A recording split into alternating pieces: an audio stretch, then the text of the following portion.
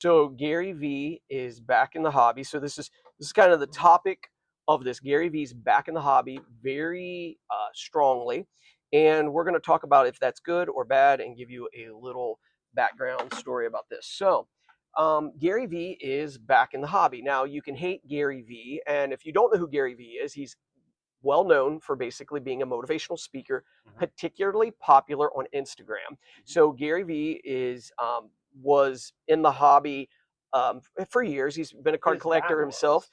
And Zion wasn't really good, but Gary Vee hyped that up that, hey, next year you really need to look out for this guy. And that's when there was this big growth where people were getting in and beginning to, and so that was pre-COVID that we were beginning to get this hype back onto the basketball side of things. So Gary Vee, like him or not, let me give you some facts about Gary Vee. And he's very smart in doing so.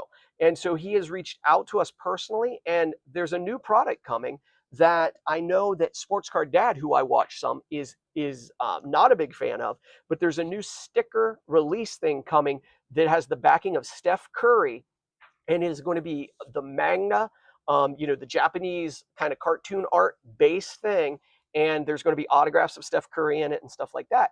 He did not go through Topps. He produced this himself and contacted us shop owners directly.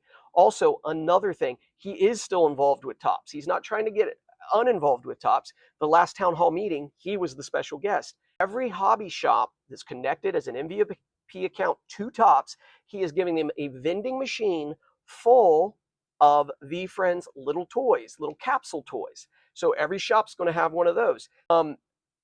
There are so many flippers in the hobby, mainly because they believe Gary Vee. Gary Vee is like, go get it. You can do this.